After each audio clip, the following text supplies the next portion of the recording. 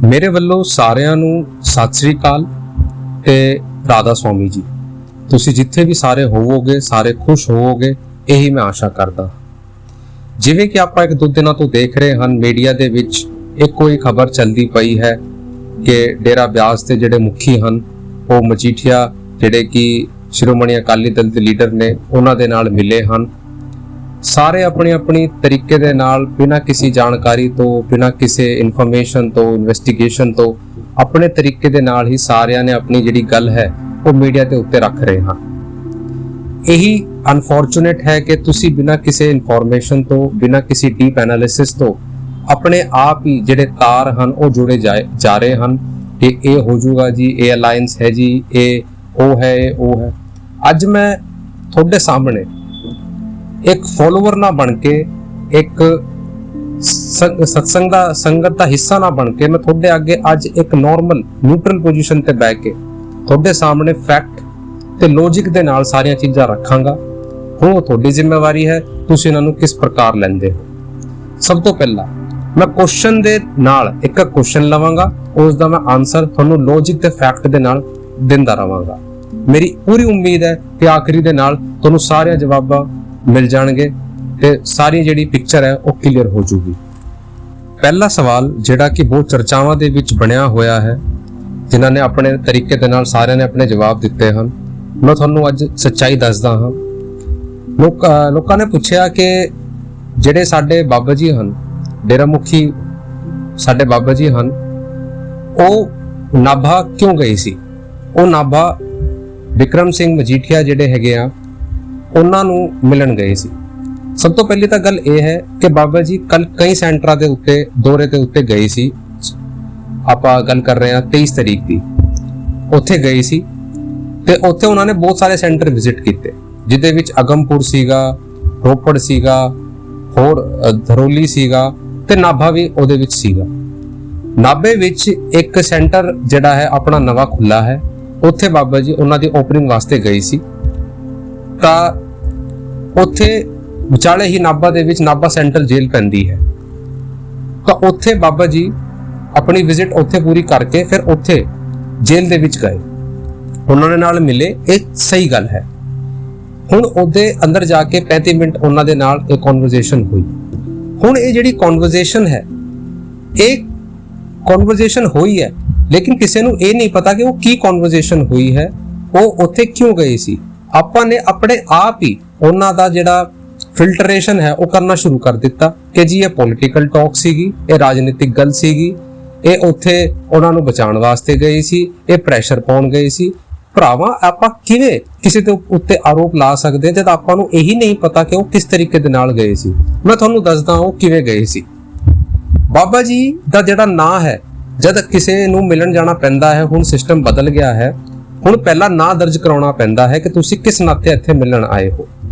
ਉੱਥੇ ਬਹੁਤ ਸਾਰੇ ਲੀਡਰ ਨੇ ਜਿਨ੍ਹਾਂ ਨੇ ਆਪਣੀ ਅਪੀਲ ਦਰਜ ਕੀਤੀ ਹੈ ਕਿ ਉਹ ਉਹਨਾਂ ਨੂੰ ਮਿਲਣਾ ਚਾਹੁੰਦੇ ਹਨ, ਲੇਕਿਨ ਪੋਲੀਟੀਕਲੀ ਕਨਵਰਸੇਸ਼ਨ ਕਰਕੇ ਉਹਨਾਂ ਨੂੰ ਮਨਾ ਕਰ ਦਿੱਤੀ ਗਈ। ਪਹਿਲਾਂ ਵੀ ਬਹੁਤ ਸਾਰੇ ਲੀਡਰ ਨੇ ਜਿਨ੍ਹਾਂ ਨੂੰ ਬਹੁਤ ਪਰੇਸ਼ਾਨੀ ਹੋਈ ਹੈ ਮਿਲਣ ਨੂੰ। ਬਾਬਾ ਜੀ ਵੀ ਜਦ ਗਏ ਹੈ, ਉਹ ਫੈਮਿਲੀ ਲਿਸਟ, ਮੈਂ ਯੂਜ਼ ਕਰ ਰਹਾ ਦੁਬਾਰਾ ਵਰਡ, ਪਾਰਿਵਾਰਿਕ ਲਿਸਟ ਦੇ ਅਨੁਸਾਰ ਉੱਥੇ ਉਹਨਾਂ ਨੂੰ ਮਿਲਣ ਗਏ ਹਨ।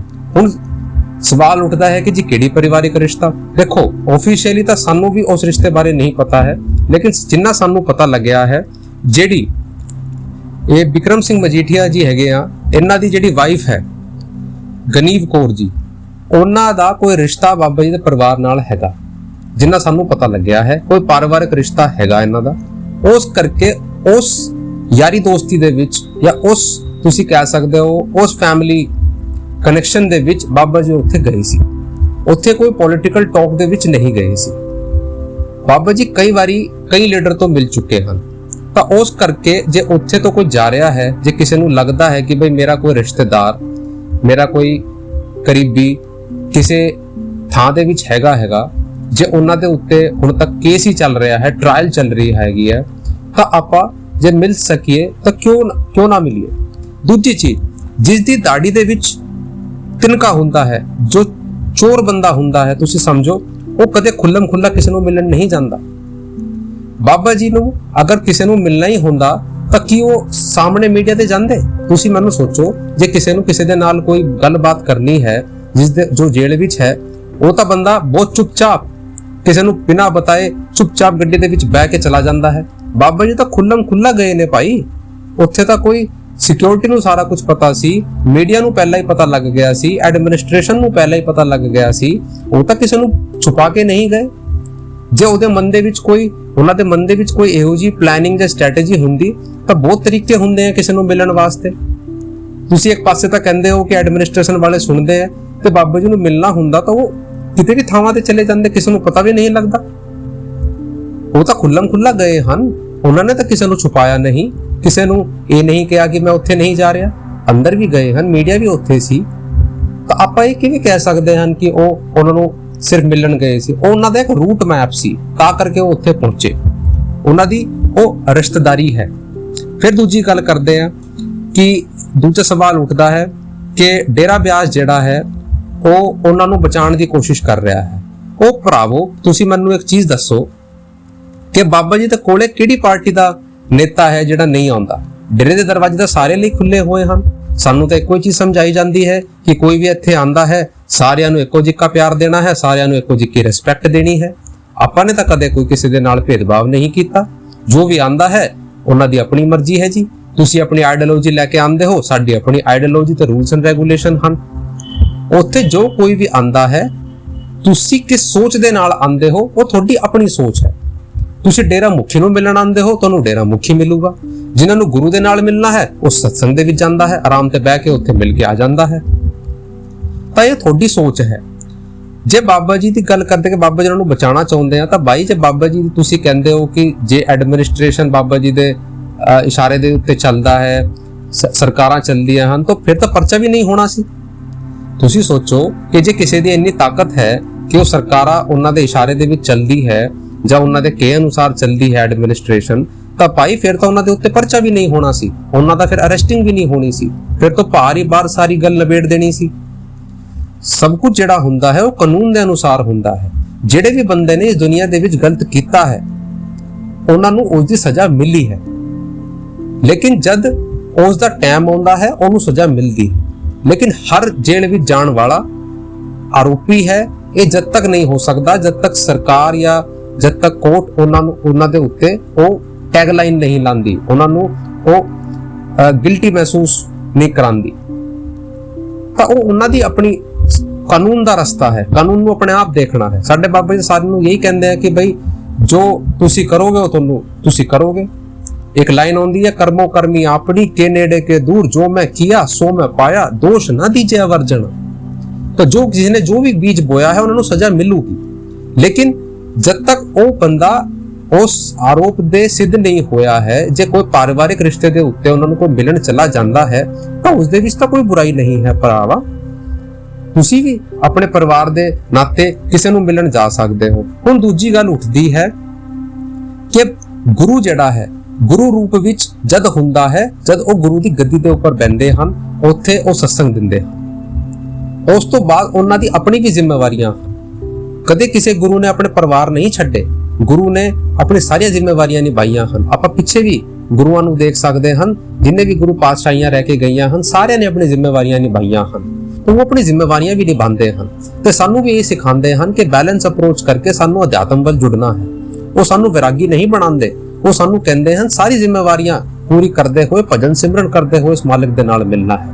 ਦੂਜਾ, ਉਹਨਾਂ ਨੇ ਕਦੇ ਵੀ ਸਾਨੂੰ ਇਹ ਨਹੀਂ ਕਿਹਾ ਕਿ ਮੈਨੂੰ ਦੇਖ ਕੇ ਜਾਂ ਮੈਨੂੰ ਦਰਸ਼ਨ ਕਰਕੇ ਤੁਹਾਡਾ ਪਾਰ ਉਤਾਰਾ ਹੋ ਜਾਊਗਾ। ਉਹ ਹਮੇਸ਼ਾ ਕਹਿੰਦੇ ਨੇ ਸ਼ਬਦ ਗੁਰੂ ਸੁਰਤ ਧੁਨ ਚੇਲਾ, ਕਿ ਸ਼ਬਦ ਜੋ ਹੈ ਉਹ ਗੁਰੂ ਹੈ ਤੇ ਸੁਰਤ ਜਿਹੜਾ ਧੁਨ ਹੈ ਉਹ ਚੇਲਾ ਹੈ। ਉਸ ਨੂੰ ਲੈ ਕੇ ਆਪਾਂ ਨੇ ਅੱਗੇ ਵਧਣਾ ਹੈ, ਭਾਰ ਇੱਕ ਐਟਮੋਸਫੇਅਰ ਕ੍ਰੀਏਟ ਕਰਨ ਵਾਸਤੇ ਹੈ। ਤਾਂ ਉਹਨਾਂ ਨੇ ਤਾਂ ਆਪਣੇ ਆਪ ਨੂੰ ਕਦੀ ਸੈਲਫ ਗੋਡ ਜਾਂ ਕੋਈ ਭਗਵਾਨ ਦਾ ਦਰਜਾ ਨਹੀਂ ਦਿੱਤਾ। ਉਹ ਤਾਂ ਸਾਡੇ ਲਈ ਸਿਖਾਉਣ ਵਾਲੇ ਹਨ, ਸਾਡੇ ਗੁਰੂ ਹਨ। ਸਾਡੇ ਨમ્રਤਾ ਭਾਵ ਉਹਨਾਂ ਦੀ ਆਪਾਂ ਦੇਖ ਸਕਦੇ ਹਾਂ।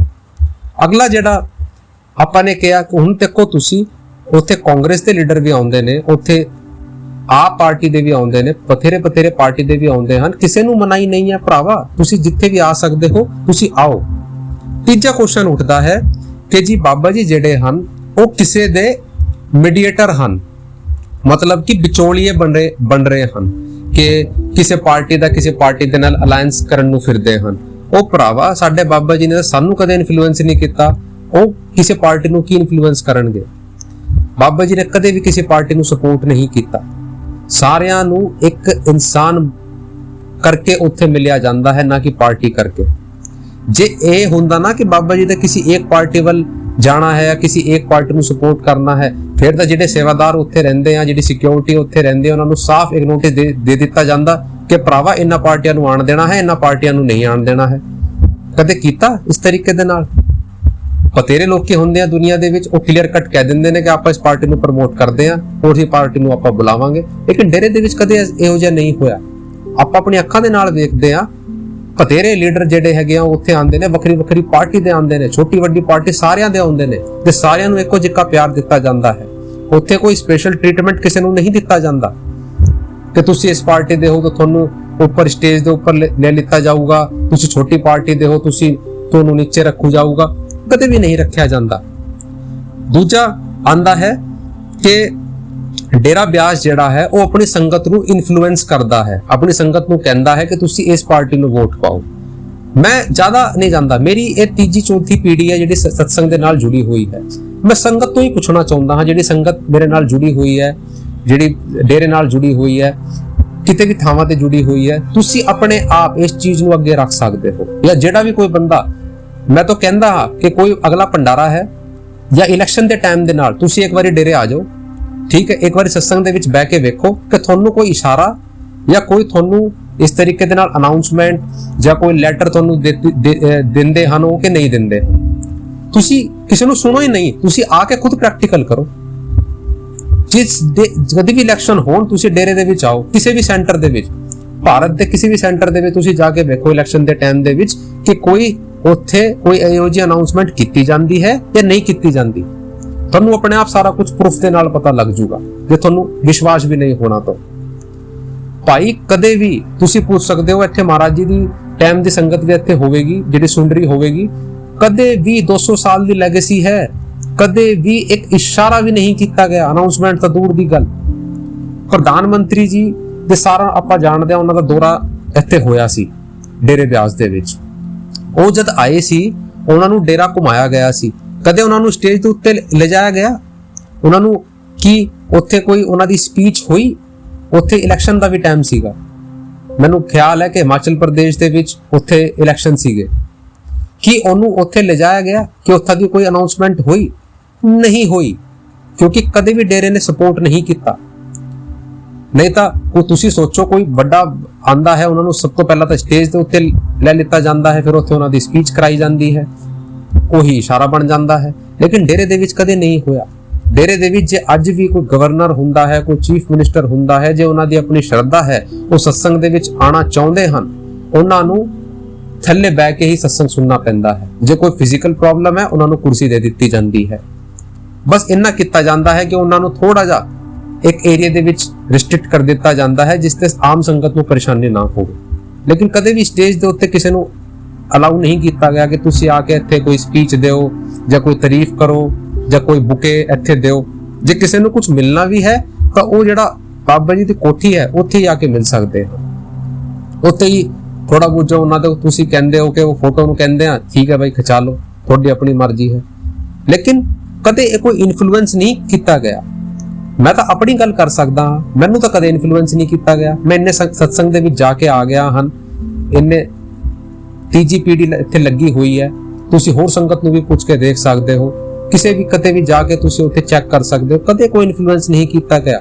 ਹੁਣ ਤਾਂ ਫਿਰ ਇਹ ਗੱਲ ਸਾਫ਼ ਹੀ ਹੋਗੀ ਕਿ ਜੇ ਕੋਈ ਗੁਰੂ ਆਪਣੀ ਸੰਗਤ ਨੂੰ ਹੀ ਨਹੀਂ ਕਹਿ ਰਿਹਾ ਕਿ ਤੁਸੀਂ ਕਿੱਥੇ ਵੋਟ ਪਾਣੀ ਹੈ, ਫਿਰ ਉਹਦਾ ਤਾਂ ਰੋਲ ਹੀ ਖਤਮ ਹੋ ਗਿਆ ਇਲੈਕਸ਼ਨ ਦੇ ਵਿੱਚ ਜਾਂ ਪੋਲਿਟਿਕਸ ਦੇ ਵਿੱਚ। ਸਮਝੋ, ਤੁਸੀਂ ਛੋਟਾ ਜਿਹਾ ਐਗਜ਼ਾਮਪਲ ਲੈ ਕੇ ਵੇਖੋ ਕਿ ਕੋਈ ਬੰਦਾ ਹੈ, ਉਹ ਕਹਿ ਰਿਹਾ ਹੈ ਕਿ ਸਮਝੋ ਕਿ ਇਹ ਕਰਨਾ ਹੈ, ਉਹ ਕਰਨਾ ਹੈ, ਲੇਕਿਨ ਜੇ ਉਹ ਬੰਦਾ ਆਪਣੇ ਹੀ ਡੇਰੇ ਦੇ ਵਿੱਚ ਆਪਣੀ ਹੀ ਸੰਗਤ ਨੂੰ ਨਹੀਂ ਕਹਿ ਰਿਹਾ ਕਿ ਤੁਸੀਂ ਕੀ ਕਰਨਾ ਹੈ, ਕਿ ਤੁਸੀਂ ਉਹਨਾਂ ਨੂੰ ਸਪੋਰਟ ਕਰੋਗੇ ਫਿਰ ਉਸ ਚੀਜ਼ ਦੇ ਵਿੱਚ, ਤਾਂ ਫਿਰ ਉਹੀ ਗੱਲ ਹੋਗੀ ਪਾਏ ਸਾਡੇ ਬਾਬਾ ਜੀ ਨੇ ਕਦੇ ਸਾਨੂੰ ਨਹੀਂ ਕਿਹਾ, ਤਾਂ ਫਿਰ ਉਹ ਕਿਵੇਂ ਕਿਸੇ ਪੋਲੀਟੀਕਲ ਪਾਰਟੀ ਨੂੰ ਸਪੋਰਟ ਕਰ ਸਕਦੇ ਹਨ? ਕੋਈ ਕਿਸੇ ਨੂੰ ਮੁਲਾਕਾਤ ਕਰਦਾ ਹੈ, ਤੁਸੀਂ ਆਪਣੇ ਯਾਰ ਜਾਂ ਆਪਣੇ ਮਿੱਤਰ ਜਾਂ ਆਪਣੇ ਰਿਸ਼ਤੇਦਾਰਾਂ ਦੇ ਤੌਰ ਤੇ ਉੱਤੇ ਮਿਲਦੇ ਹੋ, ਉਹ ਯਾਰ ਮਿੱਤਰ ਡੀਐਸਪੀ ਹੈ, ਐਸਪੀ ਹੈ, ਐਮਐਲਏ ਹੈ, ਐਮਪੀ ਹੈ, ਕੀ ਹੈ, ਉਸ ਦੇ ਉੱਤੇ ਫਰਕ ਨਹੀਂ ਪੜਦਾ, ਇਨਸਾਨ ਨੂੰ ਇਨਸਾਨ ਤਰੀਕੇ ਦੇ ਨਾਲ ਮਿਲਿਆ ਜਾਂਦਾ ਹੈ। ਜਿੰਨਾ ਚਿਰ ਕੋਰਟ ਪ੍ਰੋਸੀਡਿੰਗ ਦੀ ਗੱਲ ਹੈ, ਉਹ ਕੋਰਟ ਦਾ ਕੰਮ ਹੈ, ਉਹ ਸਰਕਾਰਾਂ ਦਾ ਕੰਮ ਹੈ। ਉਹ ਜਾਣਦੇ ਹਨ ਕਿ ਜਿਨੇ ਗਲਤ ਕੀਤਾ ਹੈ ਉਹਨਾਂ ਨੂੰ ਗਲਤ ਦੀ ਸਜ਼ਾ ਮਿਲੂਗੀ, ਜਿਨੇ ਨੇ ਨਹੀਂ ਕੀਤਾ ਉਹ ਆਪਣੇ ਆਪ ਪਾਰ ਆ ਜਾਂਦਾ ਹੈ। ਤਾਂ ਆਪਾਂ ਨੇ ਤਾਂ ਇਸ ਡਿਬੇਟ ਦੇ ਵਿੱਚ ਨਹੀਂ ਪੈਣਾ। ਆਪਾਂ ਆਪਣੇ ਤਰੀਕੇ ਦੇ ਨਾਲ ਹੀ ਪੈਨਲ ਬਿਠਾਈ ਜਾਂਦੇ ਆ ਕਿ ਜੀ ਅਲਾਈਅੰਸ ਹੋ ਜਾਊਗਾ, ਇਹ ਇਲੈਕਸ਼ਨ ਦੇ ਵਿੱਚ ਫਰਕ ਹੋ ਜਾਊਗਾ। ਉਹ ਭਰਾਵਾ ਜੇ 200 ਸਾਲ ਦੇ ਵਿੱਚ ਨਹੀਂ ਹੋਇਆ ਅੱਜ ਤੱਕ, ਤਾਂ ਹੁਣ ਕੀ ਹੋ ਜਾਊਗਾ? ਆਪਾਂ ਨੇ ਤਾਂ ਕਦੇ ਕੋਈ, ਸਾਨੂੰ ਤਾਂ ਤੁਸੀਂ ਕਿਸੇ ਨੂੰ ਪੁੱਛ ਕੇ ਵੇਖੋ, ਕੋਈ ਮੈਸੇਜ ਅੱਜ ਤੱਕ ਜਾਂ ਕੋਈ ਕਿਸੇ ਦਾ ਫੋਨ ਟੈਲੀਫੋਨ ਕਿਸੇ ਨੂੰ ਕੀਤਾ ਹੋਵੇ ਕਿ ਜੀ ਆਪਾਂ ਡੇਰੇ ਤੋਂ ਗੱਲ ਕਰ ਰਹੇ ਹਾਂ, ਤੁਸੀਂ ਇਸ ਪਾਰਟੀ ਨੂੰ ਵੋਟਾਂ ਪਾਣੀਆਂ ਹਨ। ਜਿਹੜੇ ਡੇਰੇ ਦੇ ਨਿਵਾਸੀ ਹਨ, ਆਪਾਂ ਨੂੰ ਨਹੀਂ ਕਦੇ ਕਿਹਾ ਗਿਆ ਕਿ ਆਪਾਂ ਨੇ ਕਿੱਥੇ ਵੋਟ ਪਾਣੀ ਹੈ। ਕਦੇ ਕਿਸੇ ਨੂੰ ਨਹੀਂ ਕਿਹਾ ਗਿਆ, ਕਿਸੇ ਨੂੰ ਨਾ ਕਦੇ ਕਿਹਾ ਗਿਆ ਹਨ, ਨਾ ਕਦੇ ਕਿਸੇ ਨੂੰ ਕਿਹਾ ਜਾਣਾ ਹੈ। ਕਿਉਂਕਿ ਸਪਿਰਿਚੁਅਲਿਟੀ ਤੇ ਪੋਲਿਟਿਕਸ ਦਾ ਕੋਈ ਸਮਝੌਤਾ ਨਹੀਂ ਹੋ ਸਕਦਾ। ਸਪਿਰਿਚੁਅਲਿਟੀ ਸਭ ਤੋਂ ਉੱਤੇ ਹੈ। ਇਹ ਜਿਹੜੀਆਂ ਚੀਜ਼ਾਂ ਹਨ, ਇਹ ਇਨਸਾਨ ਦੀ ਆਪਣੀ individual personal likes and dislike ਦੇ ਉੱਤੇ ਨਿਰਭਰ ਕਰਦੀ ਹੈ। ਤੁਸੀਂ ਜਿੱਥੇ ਵੀ ਤੁਹਾਨੂੰ ਲੱਗਦਾ ਹੈ ਕਿ ਇਹ ਤੁਹਾਡਾ ਕੰਮ ਕਰੂਗਾ, ਤੁਸੀਂ ਉੱਥੇ ਆਪਣੇ ਤਰੀਕੇ ਦੇ ਨਾਲ ਵੋਟਾਂ ਪਾਓ। ਤਾਂ ਭਰਾਵਾ ਸਾਨੂੰ ਸਮਝਣ ਦੀ ਲੋੜ ਹੈ। ਤੁਸੀਂ ਦੇਖੋ ਬਾਬਾ ਜੀ ਦਾ ਸਾਰਿਆਂ ਦੇ ਨਾਲ ਚੰਗੇ ਸੰਬੰਧ ਹਨ। ਬਾਬਾ ਜੀ ਦੇ ਹੁਣ ਅਭੀ ਰੀਸੈਂਟਲੀ ਜਦ ਪੰਜਾਬ ਦੇ ਵਿੱਚ ਹੜ੍ਹ ਆਇਆ ਸੀ, ਬਾਬਾ ਜੀ ਨੇ 2 ਕਰੋੜ ਰੁਪਏ ਦਾ ਚੈੱਕ ਦਿੱਤਾ ਸੀ। ਭਗਵੰਤ ਮਾਨ ਚੀਫ ਮਿਨਿਸਟਰ ਜਿਹੜੇ ਹੈਗੇ ਆ ਪੰਜਾਬ ਦੇ, ਹੋਰ ਜਿਹੜੇ ਹੋਰ ਲੀਡਰ ਨੇ ਉਹਨਾਂ ਦੇ ਨਾਲ ਵੀ ਚੰਗੇ ਸੰਬੰਧ ਨੇ। ਤਾਂ ਕੀ ਜੇ ਬਾਬਾ ਜੀ ਦੀ ਇੰਨੀ ਪਾਵਰ ਹੈ ਤਾਂ ਕੀ ਉਹ ਕਹਿ ਨਹੀਂ ਸਕਦੇ ਸੀ ਕਿ ਭਰਾਵਾ ਇਹ ਮੇਰਾ ਰਿਸ਼ਤੇਦਾਰ ਹੈ, ਇਹਨਾਂ ਨੂੰ ਛੱਡ ਦਿਓ? ਕਹਿ ਨਹੀਂ ਸਕਦੇ ਸੀ? ਉਹਨਾਂ ਨੇ ਨਹੀਂ ਕਿਹਾ ਭਰਾਵਾ। ਉਹ ਸਰਕਾਰਾਂ ਦੀ ਉਹ ਕੋਰਟ ਪ੍ਰੋਸੀਡਿੰਗ ਦਾ ਇੱਕ ਪ੍ਰੋਸੀਜਰ ਹੈ। ਤਾਂ ਸਾਨੂੰ ਸਮਝਣ ਦੀ ਲੋੜ ਹੈ। ਇਹ ਜਿਹੜਾ ਆਪਾਂ ਆਪਣੀ ਇਹ ਚੀਜ਼ ਕਰਨ ਲੱਗੇ ਆ ਨਾ ਕਿ ਆਪਾਂ ਨੇ ਕਿਸੇ ਨੂੰ ਬਦਨਾਮ ਕਰਕੇ ਰੱਖਣਾ ਹੈ ਜਾਂ ਕਿਸੇ ਨੂੰ ਕਰਨਾ ਹੈ, ਦੇਖੋ ਸਾਡੇ ਗੁਰੂ ਦੇ ਉੱਤੇ ਇਸ ਦਾ ਕੋਈ ਫਰਕ ਨਹੀਂ ਪੈਣਾ, ਕਿਉਂਕਿ ਬਾਬਾ ਜੀ ਕਦੇ ਨਿੰਦਾ ਨੂੰ ਨਿੰਦਾ ਸਮਝਦੇ ਹੀ ਨਹੀਂ ਹਨ। ਉਹਨਾਂ ਨੇ ਤਾਂ ਕਿਹਾ था ਕਿ ਕੋਈ ਨਾ, ਜੇ ਕੋਈ ਨਿੰਦਾ ਵੀ ਕਰ ਰਿਹਾ ਹੈ ਘੱਟੋ ਘੱਟ ਸਾਨੂੰ ਯਾਦ ਤਾਂ ਕਰ ਰਿਹਾ ਹੈ। ਉਸ ਤੋਂ ਵੱਡੀ ਹੋਰ ਨਮਰਤਾ ਕੀ ਹੋ ਸਕਦੀ ਹੈ? ਲੇਕਿਨ ਆਪਾਂ ਇਸ ਚੀਜ਼ਾਂ ਨੂੰ ਨਹੀਂ ਸਮਝ ਰਹੇ, ਕਿਉਂਕਿ ਆਪਾਂ ਹਰ ਕਹਿੰਦੇ ਆ ਨਾ ਕਿ ਹਰ ਕਾਲੇ ਰੰਗ ਨੂੰ ਆਪਾਂ ਸੋਚਦੇ ਆ ਕਿ ਇਹ ਉਹੀ ਰੰਗ ਹੈ ਜਿਹੜਾ ਕਿ ਬਦਨਾਮ ਕਰ ਦਿੰਦਾ ਹੈ। ਉਹ ਭਰਾਵਾ ਸਾਰੇ ਇੱਕੋ ਜਿਹੇ ਨਹੀਂ ਹੁੰਦੇ। ਉਹਨਾਂ ਨੇ ਕੋਈ ਕਸਰ ਨਹੀਂ ਛੱਡੀ। ਤੁਸੀਂ ਦੇਖੋ ਪੰਜਾਬ ਦੇ ਵਿੱਚ ਇੰਨਾ ਨਸ਼ਾਖੋਰੀ ਦਾ ਲੱਗਦਾ ਸੀ ਕਿ ਬਈ ਇੱਥੇ ਹੁੰਦਾ ਹੈ। ਸਾਡੇ ਸਤਸੰਗ ਦੇ ਵਿੱਚ ਸਤਸੰਗ ਸ਼ੁਰੂ ਹੁੰਦਾ ਹੈ, ਉਸ ਤੋਂ ਪਹਿਲਾਂ ਹੀ ਫਿਲਮਾਂ ਦਿਖਾਈਆਂ ਜਾਂਦੀਆਂ ਹਨ ਜਿੱਤੇ ਵਿੱਚ ਕਿਹਾ ਜਾਂਦਾ ਹੈ ਨਸ਼ਾਖੋਰੀ, ਨਸ਼ਾ ਬੰਦ ਕਰੋ।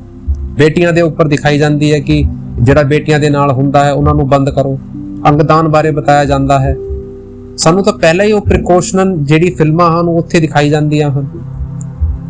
ਉੱਥੇ ਡੇਰੇ ਦੇ ਵਿੱਚ ਕੋਈ ਇਹੋ ਜਿਹਾ, ਤੁਸੀਂ ਦੇਖੋ, ਮੈਂ ਡਿਸਕਲੋਜ਼ ਕਰਨਾ ਚਾਹੁੰਦਾ ਕਿ ਜਦ ਵੀ ਕੋਈ ਡੇਰੇ ਦੇ ਵਿੱਚ ਕੋਈ ਗੱਡੀ ਵੀ ਆਂਦੀ ਹੈ ਤਾਂ ਜੇ ਉਹਦੇ ਵਿੱਚ ਕੋਈ ਸਿੰਬਲ ਲੱਗਿਆ ਹੁੰਦਾ ਹੈ ਕਿਸੇ ਪਾਰਟੀ ਦਾ, ਉਹਨੂੰ ਵੀ ਆਪਾਂ ਨੇ ਢੱਕਣਾ ਪੈਂਦਾ ਹੈ। ਕਦੇ ਡੇਰੇ ਦੇ ਵਿੱਚ ਕੋਈ ਇਹੋ ਜਿਹੀ ਗੱਡੀ ਨਹੀਂ ਆਈ ਜਿਹਦੇ ਵਿੱਚ ਕੋਈ ਲੋਗੋ ਲੱਗਿਆ ਹੋਵੇ, ਕਿਸੇ ਪਾਰਟੀ ਨੂੰ ਰਿਪਰੈਜ਼ੈਂਟ ਕਰ ਰਹੀ ਹੋਵੇ ਤੇ ਉਹ ਸਤਸੰਗ ਦੇ ਵਿੱਚ ਘੁੰਮ ਰਹੀ ਹੋਵੇ। ਕਦੇ ਵਿੱਚ ਨਹੀਂ ਕੀਤਾ ਜਾਂਦਾ। ਜਿੰਨੀ ਕੋਸ਼ਿਸ਼ ਹੁੰਦੀ ਹੈ ਉਹਨਾਂ ਨੂੰ ਢੱਕ ਦਿੱਤਾ ਜਾਂਦਾ ਹੈ। ਕਦੇ ਕੋਈ ਉੱਥੇ ਖਾੜਾ ਨਹੀਂ ਲੱਗਦਾ ਕਿ ਕੋਈ ਪਾਰਟੀ ਆਪਣਾ ਝੰਡਾ ਲੈ ਕੇ ਉੱਥੇ ਘੁੰਮ ਰਹੀ ਹੈ ਕਿ ਜੀ ਕੋਈ ਨਾ ਤੁਸੀਂ ਘੁੰਮ ਲਓ, ਆਪਣਾ ਪ੍ਰਮੋਟ ਕਰ ਲਓ। ਕੋਈ ਪ੍ਰਮੋਸ਼ਨ ਦੀ ਪਰਮਿਸ਼ਨ ਨਹੀਂ ਦਿੱਤੀ ਜਾਂਦੀ। ਉੱਥੇ ਹਰ ਸਟੇਟ ਦੀ ਸੰਗਤ ਜਿਹੜੀ ਆਂਦੀ ਹੈ, ਹਰ ਲੈਂਗੁਏਜ ਦੀ ਸੰਗਤ ਉੱਥੇ ਆਂਦੀ ਹੈ, ਕਦੇ ਨਹੀਂ ਪਰਮਿਸ਼ਨ ਦਿੱਤੀ ਜਾਂਦੀ। ਤਾਂ ਸਾਨੂੰ ਵੀ ਸਮਝਣਾ ਹੈ ਕਿ ਆਪਾਂ ਜਦ ਕਿਸੇ ਤੋਂ ਉੱਪਰ ਉਂਗਲ ਚੁੱਕਦੇ ਆ ਤਾਂ ਸਾਨੂੰ, ਤੁਸੀਂ ਮੀਡੀਆ ਹੋ, ਤੁਸੀਂ ਇੱਕ 4th ਪਿਲਰ ਹੋ ਇਸ ਕੰਟਰੀ ਦਾ। ਡੈਮੋਕ੍ਰੈਟਿਕ ਭਾਸ਼ਾ ਦੇ ਵਿੱਚ ਕਹਿੰਦੇ ਆ 4th ਪਿਲਰ, ਚੌਥਾ ਸਤੰਭ ਹੋ। ਤੁਹਾਡੀ ਜ਼ਿੰਮੇਵਾਰੀ ਬਣਦੀ ਹੈ ਕਿ ਸੱਚ ਨੂੰ ਸੱਚ ਦੇ ਤਰੀਕੇ ਦੇ ਨਾਲ ਸਾਹਮਣੇ ਲਾਇਆ ਜਾਵੇ, ਨਾ ਕਿ TRP ਵਾਸਤੇ ਜਾਂ ਕਿਸੇ ਨੂੰ ਬਿਨਾ ਫੈਕਟ ਜਾਂ ਬਿਨਾ ਲੌਜਿਕ ਜਾਂ ਬਿਨਾ ਪ੍ਰੂਫ ਤੋਂ ਕਿਸੇ ਨੂੰ ਆਪਾਂ ਉਂਗਲ ਚੁੱਕਦੇ ਆ, ਫਿਰ ਉਹ ਚੰਗੀ ਚੀਜ਼ ਨਹੀਂ ਹੈ। ਆਪਾਂ ਤਾਂ ਕਿਸੇ ਦੇ ਕੋਲ ਕੋਈ ਬੈਰ ਨਹੀਂ ਹੈ, ਨਾ ਕੋ ਬੈਰੀ ਨਹੀਂ ਬੇਗਾਨਾ। ਸਾਡੇ ਲਈ ਸਾਰੇ ਇੱਕੋ ਜਿਹੇ ਹਨ, ਲੇਕਿਨ ਸਾਨੂੰ ਘੱਟੋ ਘੱਟ ਨੌਲੇਜ ਤਾਂ ਇਕੱਠੀ ਕਰਨੀ ਚਾਹੀਦੀ ਹੈ। ਉਹਨਾਂ ਨੇ ਇੰਨਾ ਕੁਝ ਸਾਡੇ ਵਾਸਤੇ ਕੀਤਾ ਹੈ, ਉਹ ਤਾਂ ਆਪਾਂ ਦਿਖਾਉਂਦੇ ਨਹੀਂ। ਸੇਵਾ ਡੇਰਾ ਲਗਾਤਾਰ ਕਰ ਰਿਹਾ ਹੈ, ਉਹ ਕੋਈ ਨਹੀਂ ਕਵਰ ਕਰਦਾ। ਤੇ ਆਪਾਂ ਕਰਨਾ ਵੀ ਨਹੀਂ ਚਾਹੁੰਦੇ ਕਿ ਠੀਕ ਹੈ ਜੀ ਕੋਈ ਨਾ, ਆਪਾਂ ਤਾਂ ਜਿੰਨਾ ਹੋ ਰਿਹਾ ਹੈ ਆਪਾਂ ਕਰ ਰਹੇ ਹਾਂ, ਲੇਕਿਨ ਚੰਗੀਆਂ ਚੀਜ਼ਾਂ ਵੀ ਤਾਂ ਸਾਨੂੰ ਦਿਖਾਣੀਆਂ ਚਾਹੀਦਾ ਹਨ। ਜਿਹੜੀ ਚੀਜ਼ ਦਾ ਕੋਈ ਸਰ ਪੈਰ ਹੀ ਨਹੀਂ, ਆਪਾਂ ਆਪਣੇ ਆਪ ਹੀ ਸਾਰੀ ਚੀਜ਼ ਬਣਾਈ ਜਾ ਰਹੇ ਹਾਂ, ਆਪਣੇ ਤਰੀਕੇ ਨਾਲ ਹੀ ਉਹਨਾਂ ਨੂੰ ਕੀਤੇ ਜਾ ਰਹੇ ਹਨ। ਸਾਨੂੰ ਸਮਝਣ ਦੀ ਲੋੜ ਹੈ। ਤੁਸੀਂ ਦਿਖਾਓ, ਲੇਕਿਨ ਬਾਅਦ ਪਹਿਲੇ ਇਨਵੈਸਟੀਗੇਟ ਕਰਕੇ ਉਸ ਚੀਜ਼ ਨੂੰ ਵਿਖਾਓ। ਕਿਸੇ ਨੂੰ ਮਿਸਲੀਡਿੰਗ ਫੈਕਟ ਕਰਕੇ ਨਾ ਦਿਖਾਓ ਕਿ ਮਿਸਲੀਡ ਕਰਕੇ ਆਪਾਂ ਸੋਚਦੇ ਹਾਂ ਕਿ ਆਪਾਂ ਉੱਤੇ ਪਹੁੰਚ ਜਾਾਂਗੇ। ਭਰਾਵਾ ਉੱਥੇ ਜਾ ਕੇ ਜਵਾਬ ਦੇਣਾ ਹੈ। ਉੱਥੇ ਕੀ ਜਵਾਬ ਦਿਓਗੇ ਕਿ ਆਪਾਂ ਨੇ TRP ਵਾਸਤੇ ਇਹ ਸਭ ਕੁਝ ਕੀਤਾ ਸੀ? ਸਾਨੂੰ ਸਮਝਣ ਦੀ ਲੋੜ ਹੈ। ਸਾਡੇ ਰਾਸਤੇ ਵੱਖਰੇ ਹੋ ਸਕਦੇ ਹਨ, ਲੇਕਿਨ ਆਪਾਂ ਇੱਕ ਹੀ ਧਰਤੀ ਦੇ ਪੁੱਤ ਹਾਂ। ਗੁਰੂਆਂ ਨੇ ਸਾਨੂੰ ਪਿਆਰ ਕਰਨਾ ਸਿਖਾਇਆ ਹੈ। ਨਾਨਕ ਕੇ ਘਰ ਕੇਵਲ ਨਾਮ, ਉੱਥੇ ਸਿਰਫ ਉਸ ਨਾਮ ਦੀ ਪਛਾਣ ਹੋਣੀ ਹੈ। ਉੱਥੇ ਉਸ ਪ੍ਰੇਮ ਔਰ ਪਿਆਰ ਦੀ ਪਛਾਣ ਹੋਣੀ ਹੈ। ਜਿਨ ਪ੍ਰੇਮ ਕੀਓ ਤਿਨ ਹੀ ਪ੍ਰਭ ਪਾਇਓ। ਜਿਨ੍ਹਾਂ ਨੇ ਪ੍ਰੇਮ ਕੀਤਾ ਹੈ ਉਹਨਾਂ ਨੇ ਹੀ ਉਸ ਪ੍ਰਭ ਨੂੰ ਪਾਇਆ ਹੈ। ਤੇ ਸੰਗਤ ਜਿਹੜੀ ਹੈ, ਮੈਂ ਉਹਨਾਂ ਦੇ ਨਾਲ ਵੀ ਬੇਨਤੀ ਕਰਨਾ ਚਾਹੁੰਦਾ ਹਾਂ ਕਿ ਤੁਸੀਂ ਆਪਣਾ ਇਹਨਾਂ ਨੈਗੇਟਿਵਿਟੀਆਂ ਤੋਂ ਆਪਣਾ ਦੂਰ ਰਹੋ। ਆਪਣਾ ਵਿਸ਼ਵਾਸ ਜਿਹੜਾ ਹੈ ਉਹ ਆਪਣੇ ਪਰਮਾਤਮਾ ਵੱਲ ਰੱਖੋ, ਆਪਣੇ ਭਜਨ ਸਿਮਰਨ ਦੇ ਉੱਤੇ ਰੱਖੋ। ਇਹ ਚੀਜ਼ਾਂ ਜਿਹੜੀਆਂ ਹਨ ਇਹ ਮਾਈਂਡ ਦੇ ਵਿੱਚ ਕਨਫਿਊਜ਼ਨ ਤੇ ਅਪ ਐਂਡ ਡਾਊਨ ਕ੍ਰੀਏਟ ਕਰਦੀਆਂ। ਸਾਨੂੰ ਨਾ ਕਿਸੇ ਨੂੰ ਕੋਈ ਲੜਨਾ ਹੈ ਕਿਸੇ ਦੇ ਨਾਲ, ਨਾ ਕੁਝ ਕਰਨਾ ਹੈ। ਇਹ ਚੀਜ਼ਾਂ ਚੱਲ ਰਹੀਆਂ ਸੀਗਾ, ਤਾਂ ਕਰਕੇ ਮੈਂ ਇਹ ਥੋੜਾ ਜਿਹਾ ਬਣਾਇਆ ਹੈ ਕਿ ਬਈ ਜਵਾਬ ਦੇਣਾ ਚਾਹੀਦਾ ਹੈ। ਆਪਾਂ ਜੁੜੇ ਹੋਏ ਹਨ ਤਾਂ ਸਾਨੂੰ ਬੜੇ ਪਿਆਰ ਦੇ ਨਾਲ ਸਾਰਿਆਂ ਦੇ ਨਾਲ ਰਹਿਣਾ ਹੈ। ਕੋਈ ਰੋਲਾ ਰੱਪਾ ਨਹੀਂ ਕਰਨਾ ਹੈ। ਨਿੰਦਾ ਜਿਹੜੀ ਹੈ ਉਹ ਦੇਖੋ ਜ਼ਿੰਦਗੀ ਦਾ ਪਾਰਟ ਹੈ। 4 ਲੋਕ ਚੰਗਾ ਕਹਿਣਗੇ ਤੇ 4 ਲੋਕ ਬਾੜਾ ਵੀ ਸਾਨੂੰ ਕਹਿਣਗੇ। ਸਾਨੂੰ ਉਸ ਦੇ ਉੱਤੇ ਨਹੀਂ ਜਾਣਾ ਹੈ। ਸਾਨੂੰ ਬੜੇ ਪਿਆਰ ਦੇ ਨਾਲ ਸਾਰਿਆਂ ਦੇ ਨਾਲ ਰਹਿਣਾ ਹੈ। ਸਾਰੇ ਉਸ ਮਾਲਿਕ ਦੇ ਹੀ ਬੰਦੇ ਹਨ, ਕੋਈ ਅਲੱਗ ਨਹੀਂ ਹੈ। ਅੱਜ ਕੁਝ ਮਿਸਲੀਡਿੰਗ ਫੈਕਟ ਕਰਕੇ ਇਹ ਸਭ ਕੁਝ ਚੱਲ ਰਿਹਾ ਹੈ, ਲੇਕਿਨ ਆਪਾਂ ਨੇ ਤਾਂ ਆਪਣਾ ਜਿਹੜਾ ਉਹਦੇ ਭਾਣੇ ਦੇ ਵਿੱਚ ਰਹਿਣਾ ਹੈ। ਸਾਰਾ ਕੁਝ ਉਹਦੇ ਹੀ ਵਾਸਤੇ ਹੈ, ਸਾਰਾ ਕੁਝ ਉਹਦੇ ਹੀ ਕਰਕੇ ਕਰਨਾ ਹੈ। ਆਪਾਂ ਨੂੰ ਤਾਂ ਇਹ ਚੀਜ਼ ਧਿਆਨ ਰੱਖਣੀ ਚਾਹੀਦੀ ਹਨ, ਕੋਈ ਦੂਜਾ ਕੀ ਕਹਿੰਦਾ ਹੈ ਸਾਨੂੰ ਉਸ ਦੇ ਉੱਤੇ ਫਰਕ ਨਹੀਂ ਪੈਣਾ ਚਾਹੀਦਾ, ਕਿਉਂਕਿ ਆਪਾਂ ਸਾਰੇ ਜਾਣਦੇ ਹਾਂ ਕਿ ਸਾਡੇ ਗੁਰੂ ਨੇ ਸਾਡੇ ਲਈ ਕੀਤਾ ਹੈ। ਨਾ ਸਾਡੇ ਗੁਰੂ ਨੇ ਕਦੇ ਸਾਨੂੰ ਕਿਹਾ ਹੈ ਕਿ ਕਿਸੇ ਪੋਲੀਟੀਕਲ ਚੀਜ਼ ਦੇ ਵਿੱਚ ਜਾਓ, ਨਾ ਸਾਡੇ ਗੁਰੂ ਨੇ ਸਾਨੂੰ ਕਦੇ ਕਿਸੇ ਗਲਤ ਚੀਜ਼ ਦੇ ਉੱਤੇ ਪ੍ਰਮੋਟ ਕੀਤਾ ਹੈ, ਨਾ ਸਾਡੇ ਲਈ ਕੁਝ ਗਲਤ ਕੀਤਾ ਹੈ। ਤਾਂ ਆਪਾਂ ਨੇ ਤੇ ਉਹ ਜਿਹੜੀਆਂ ਚੀਜ਼ਾਂ ਸਾਡੇ ਨਾਲ ਹੋਈਆਂ ਹਨ ਉਹਨਾਂ ਦੇ ਉੱਤੇ ਵਿਸ਼ਵਾਸ ਰੱਖਣਾ ਹੈ, ਉਹਨਾਂ ਦੇ ਉੱਤੇ ਅੱਗੇ ਵਧਣਾ ਹੈ। ਆਪਣੇ ਮਾਈਂਡ ਨੂੰ ਡਿਸਟਰੈਕਟ ਨਾ ਕਰੋ, ਕਿਸੇ ਨੂੰ ਕੁਝ ਮਾੜਾ ਕਹਿਣ ਦੀ ਲੋੜ ਨਹੀਂ ਹੈਗੀ ਆ। ਠੀਕ ਹੈ ਜੀ, ਆਪਣਾ ਖੁਸ਼ ਰਹੋ ਤੇ ਉਸ ਪਰਮਾਤਮਾ ਦੇ ਉੱਤੇ ਵਿਸ਼ਵਾਸ ਰੱਖੋ। ਉਹ ਪਰਮਾਤਮਾ ਸਾਰਾ ਕੁਝ ਠੀਕ ਕਰੂਗਾ। ਆਪਾਂ ਨੇ ਕਿਸੇ ਦੇ ਉੱਤੇ ਉਂਗਲ ਨਹੀਂ ਚੁੱਕਣੀ। ਜਿਹੜਾ ਕੁਝ ਵੀ ਜੋ ਕਰ ਰਿਹਾ ਹੈ ਉਹਨਾਂ ਨੂੰ ਕਰਨ ਦਿਓ। ਠੀਕ ਹੈ ਜੀ, ਉਹਨਾਂ ਦੇ ਆਪਣੇ ਦਿਨ ਹੈਗੇ ਆ। ਜਦ ਉਹਨਾਂ ਨੂੰ ਵੀ ਉਹ ਸਮਝ ਆਊਗੀ, ਉਹ ਚੀਜ਼ ਉਹਨਾਂ ਦੇ ਸਾਹਮਣੇ ਆਊਗੀ, ਉਹ ਵੀ ਆਪਣੇ ਆਪ ਸਮਝ ਜਾਣਗੇ। ਤਾਂ ਸਾਰਿਆਂ ਦੇ ਅੱਗੇ ਬੇਨਤੀ ਹੈ ਕਿ ਆਪਾਂ ਨੇ ਆਪਣੇ ਭਜਨ ਸਿਮਰਨ ਦੇ ਉੱਤੇ ਧਿਆਨ ਦੇਣਾ ਹੈ। ਸਾਡੇ ਗੁਰੂਆਂ ਨੇ ਜੋ ਸਾਨੂੰ ਸਿਖਾਇਆ ਹੈ ਪਿਆਰ ਮੁਹੱਬਤ, ਉਹ ਅੱਗੇ ਲੈ ਕੇ ਜਾਣੀ ਹੈ। ਆਪਣੇ ਜਿੰਨਾ ਸਾਡੇ ਤੋਂ ਹੋ ਸਕੇ ਸਾਨੂੰ ਸੇਵਾ ਕਰਨੀ ਹੈ ਤੇ ਸਾਨੂੰ ਗੁਰੂ ਵਾਲਾ ਬਣਨਾ ਹੈ ਤੇ ਉਸ ਪਰਮਾਤਮਾ ਦਾ ਨਾਮ ਅੱਗੇ ਲੈ ਕੇ ਜਾਣਾ ਹੈ।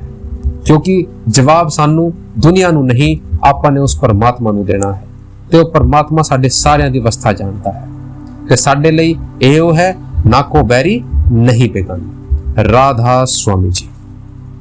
संता के कारज आप खलोया, हर